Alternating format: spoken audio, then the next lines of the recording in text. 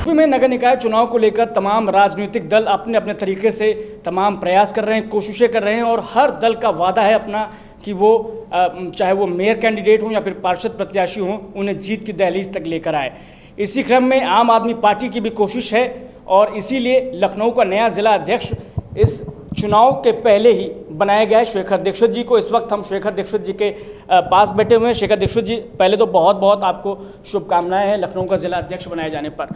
क्या चुनौतियां हैं? निकाय चुनाव आ रहा है, आम आदमी पार्टी जो है उत्तर प्रदेश में विधानसभा में भी चुनाव लड़ी थी, अब निकाय चुनाव में भी आप चुनाव लड़ने जा रहे हैं, क्या कुछ योजना रहने वाली है? देखिए, आज आप निकाय चुनाव में उत्तर प्रदेश को देखिए तो आप देखेंगे कि लखनऊ के हालात बहुत ख़राब हैं। जब राजधानी के हालात इतने ज़्यादा ख़राब हैं तो पूरे उत्तर प्रदेश के क्या हालात होंगे। कूड़ा, गंदगी, सीवरेज की समस्या, पानी की समस्या, साथ में जो बुनियादी ज़रूरतें हैं जिन पे आम आदमी का पूर्ण अधिकार है, उनसे पूरी तरह से वो वंचित है। और सरकार जो है वो हिंदू मुसलमान में व्यस्त है, सरकार विपक्षी नेताओं पे कार्रवाई में व्यस्त है, जांच एजेंसियों के दुरुपयोग में व्यस्त है। सरकार के पास इसके अलावा कोई काम नहीं है। तो हमें लगता है कि अब जनता बदलाव की तरफ देख रही है और बदलाव के रूप में वो आम आदमी पार्टी को ही देख रही है।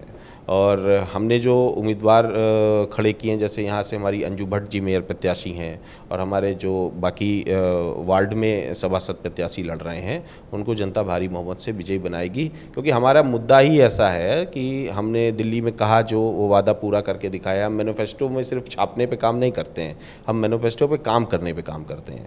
तो मुझे पूरा यकीन है कि इस बार हम लोग यहाँ पे पूरे उत्तर प्रदेश में लखनऊ क्या अच्छी संख्या में जीत दर्ज कराएंगे। निश्चित तौर पर आपका प्रयास है, लेकिन जिस तरीके से आम आदमी पार्टी को नेशनल पार्टी का दर्जा मिला गोवा, पंजाब, गुजरात और दिल्ली में अच्छे प्रदर्शन के बाद, लेकिन लगता नहीं है कि अभी उत्तर प्रदेश में जीत कहीं दूर है?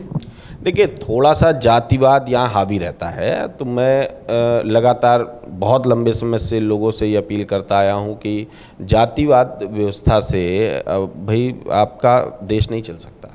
आपको अगर देश में विकास चाहिए, आप देश को सुपर पावर बनाना चाहते हैं, देश को इकोनॉमिकली बहुत आगे ले जाना चाहते हैं, एक नंबर लेना चाहते हैं, तो केवल मुंह से कहने पे एक नंबर नहीं हो जाएगा। विश्व गुरु और इस टाइप के टाइटल देने से एक नंबर नहीं हो जा पाएगा। काम करना पड़ेगा। काम करने के लिए आप ये जो जाति धर्म की व्यवस्था है, जाति धर्म चलाने दीजिए जैसे चल रहा है। आप देश को विकास के मॉडल पे चलाइए ना। मोदी जी को 2014 में जनता ने विकास के मॉडल पे चुना था। लोगों को लगता था गुजरात बहुत बेहतर मॉडल है। उन्होंने ये कभी नहीं सोचा था कि ये यहाँ के कत्लेआम और हत्याआम मचा देंगे, सिर्फ झूठ फरेब और जुमलेबाजी करेंगे। ये जनता ने कभी नहीं सोचा था। आज वो फंस गई है, उसको समझ में नहीं आ रहा है इधर जाना है कि उधर जाना है। तो मुझे लगता है भले ही उत्तर प्रदेश में समय लगे, लेकिन निश्चित तौर पे उत्तर प्रदेश आम आदमी पार्टी को एक्सेप्ट कर रही है और अच्छे से करेगा। और यहाँ की जनता हमारा खूब साथ दे रही है। और हम लोग जितने कम संसाधनों में हम लोग यहाँ लड़ रहे हैं, जितने कम संसाधनों में प्रत्याशी हमारे साथ हैं, मुझे लग रहा है दूसरी नेशनल पार्टियों के पास नहीं है। क्या उत्तर प्रदेश में हर जगह से चुनाव लड़ेंगे? लगभग हम 99% सीटों पे चुनाव लड़ रहे हैं। और हमारा उनमें से प्रथम चरण के जो थे उसमें लगभग सभी टिकट घोषित भी हो चुके हैं और द्वितीय चरण की अब टिकट घोषणा की आज से तैयारी हो जाएगी। क्या चुनाव का प्रचार जब शुरू होगा तो क्या दिल्ली से भी कोई मंत्री या फिर मुख्यमंत्री आएंगे क्या? देखिए, दिल्ली से कई हमारे माननीय विधायक गण, पंजाब से हमारे कई माननीय विधायकगण और वहाँ के माननीय मंत्री, और साथ में हमारे जो यहाँ के बिल्कुल नोन स्टार प्रचारक जिनको कह लीजिए या देश की आवाज़ कह लीजिए, जो आदरणीय नेता संजय सिंह जी हैं, वो लगभग सभी बड़ी जगहों पे रोड शो करेंगे, छोटी जगहों पे भी जाएंगे, मीटिंगें करेंगे। तो लखनऊ में भी अच्छी संख्या में रोड शो होगा, मीटिंगें होगी और हम पूरा प्रयास करेंगे कि हम अच्छे से अच्छा मैसेज देके जीत दर्ज कराने में कामयाब हों।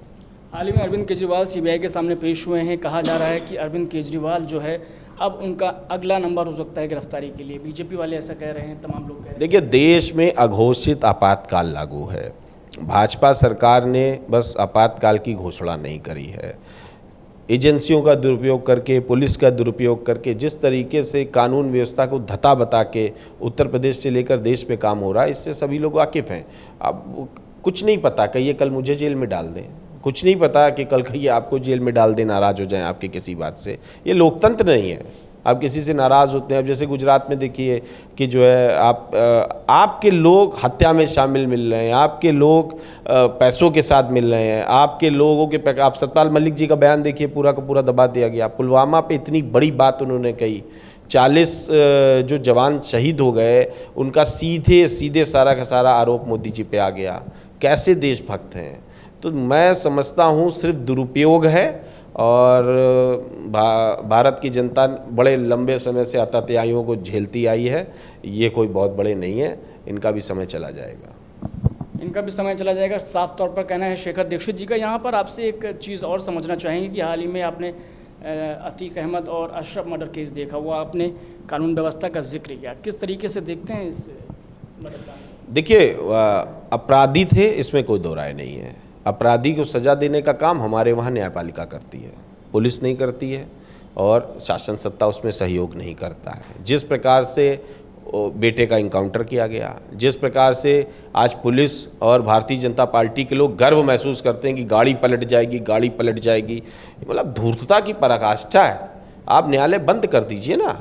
आपकी हिम्मत हो तो न्यायालय के सामने फिर झूठे एविडेंस क्यों पेश करते हैं? सीधे जाके कहिए ना, आपको कल समझ में आ जाएगा आप क्या हैं। पुलिस की कस्टडी में जिस तरीके से दोनों की हत्या की गई है, इसको लेकर आप? भाई वो निंदनीय है, पुलिस फेल है पूरी तरीके से। सुप्रीम कोर्ट ने भी उस पर देखिए तलब कर लिया है, आधे से ज़्यादा सस्पेंड होंगे, आधे से ज़्यादा के भी नौकरी जाएगी। और इससे ये पता लगता है कि योगी सरकार की मंशा कबीलावाद चलाने की है, लोकतंत्र चलाने की नहीं है। उत्तर प्रदेश को उन्होंने तालिबान बना के छोड़ दिया है। अब जहाँ देखिए वहाँ दिन दहाड़े हत्या, जहाँ देखिए वहाँ दिन दहाड़े लोगों के साथ जबरदस्तियाँ, ज़मीन कब्जा, बलात्कार। कैसा राम राज्य?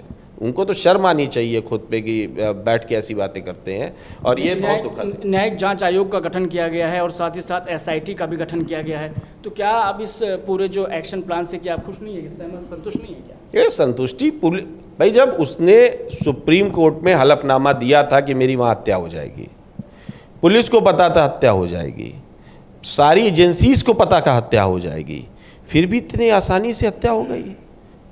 शूटर्स करीब पहुँचे, कनपटी पे लगा के गोली मार दी। मतलब तो शर्मनाक है ना पुलिस के लिए। अगर आप ऐसे समझें तो उत्तर प्रदेश में कोई सुरक्षित नहीं है, कोई भी व्यक्ति सुरक्षित नहीं है। भाई आप किसी की भी ऐसे कभी भी कहीं भी हत्या हो सकती है, फिर पुलिस किस बात की? जो आदमी सैकड़ों पुलिस वालों के बल के साथ चलते हुए मार दिया गया, तो क्या नेता सुरक्षित है? क्या लोग अपने घर में सुरक्षित हैं? और क्या लोग भरोसा कर रहे हैं कि हमारे घर के बाहर जो पुलिस तैनात है वो हमारी सुरक्षा करेगी? कोई भी आएगा मार के चला जाएगा। पुलिस को अपने ऊपर शर्म महसूस होनी चाहिए, पुलिस को अपने ऊपर इसके लिए गिरेबान में झांकना चाहिए। इसके लिए तो DGP और SP तुरंत इस्तीफा दे देना चाहिए था। शर्म आनी चाहिए। मुझे पता नहीं कैसे ये लोग काम करते हैं, बात करते हैं, ये तो बहुत शर्मनाक है। सदा अखिलेश यादव कह रहे हैं कि एक धर्म को जो है, खास धर्म को टारगेट किया जा रहा है। देखिए, धर्म को टारगेट तो वो बहुत पहले से कर रहे हैं, ऐसा नहीं है कि नहीं कर रहे हैं। हम लोग धर्म के विवाद में नहीं पड़ते हैं, हम लोग धार्मिक कोई उसमें ना फैलाते हैं ना पढ़ते हैं, ना हम वोट लेने के लिए धर्म का इस्तेमाल करते हैं। लेकिन ये बात ठीक है कि कुछ लोगों को टारगेट करके लगातार कार्रवाइयाँ की जा रही हैं। बहुत सारे माफिया हैं उत्तर प्रदेश में, योगी जी के सजाती माफिया हैं बहुत सारे, एक दो को मरवा देना। भाई आप दोहरी नीति कैसे अपना सकते हैं? जो लोग जेल में बंद हैं, आपके सजाती, उनको आपने छुड़वा दिया, बाकी लोगों की जेलों के अंदर हत्या हो रही है, सड़क पे हत्या हो रही है, गाड़ी पलटा के हत्या हो रही है। भाई कानून है, सबके लिए एक जैसा रखो ना, आप राजा हो ना, सबके लिए न्यायप्रिय व्यवस्था रखो।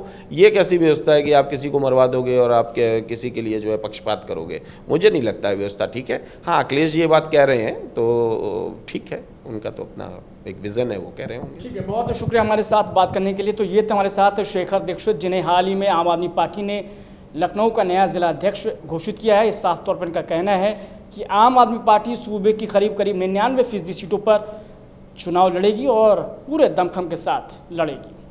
कैमरा सहयोगी यश प्रताप यादव के साथ मैं रामकृष्ण शुक्ला, लखनऊ, न्यूज़ टुडे।